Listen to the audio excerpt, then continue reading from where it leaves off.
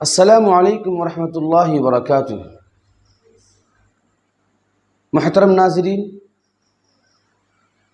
قرآن، حدیث، تفاسیر، ان تمام کتابوں کو جب ہم کھنگالتے ہیں، احادیث کا جب چیپٹر ہم پڑھتے ہیں، لیسن نمبر ہم پڑھتے ہیں، تو سب سے پہلا جو لیسن ہوتا ہے، سبق ہوتا ہے، وہ ایمان کا باب ہوتا ہے۔ ایمان، اللہ کو اپنے بندوں سے سب سے پہلی چیز جو مطلوب ہے وہ ایمان ہے کہ مجھ پر ایمان لاؤ۔ بنی الاسلام علی خمس، شہادت اللہ الہ الا اللہ، کہ پہلے ایک اللہ کی گواہی دو۔ ہم مسلمان ایک اللہ کی گواہی تو دیتے ہیں، اور بڑی دل سے دیتے ہیں، بڑی جذبے کے ساتھ دیتے ہیں، اور بڑی خوش دلی کے ساتھ دیتے ہیں، لیکن یہ ایمان ہم کو نماز تک نہیں لے جا پا رہا ہے۔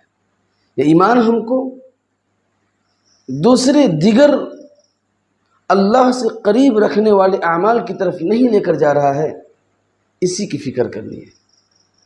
حدیث میں آتا ہے الصلاۃ عماد الدین، نماز دین کا ستون ہے، لیکن آج ہم نوجوانوں کا، ہم بوڑھوں کا، ہم بچوں کا، بیویوں کا، بہنوں کا، ان سب کی نماز کی حالت کیا ہے؟ ہم نے کبھی سوچا اس پر؟ کب ظہر چلا گیا، کب عصر چلا گیا، کب عشاء کا وقت ختم ہو گیا، کب فجر کی نماز کا وقت ختم ہو گیا؟ ہم نے اس پر کبھی غور نہیں کیا۔ حدیث میں آتا ہے مفتاح الجنت الصلاۃ، کہ جنت کی کنجی نماز ہے۔ پتہ یہ چلا کہ جنت میں وہ جائیں گے جو نماز پڑھیں گے۔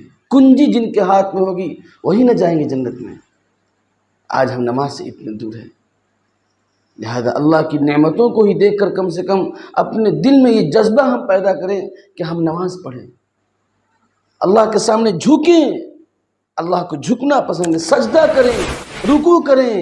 اللہ کو رکوع اور سجدہ پسند ہے۔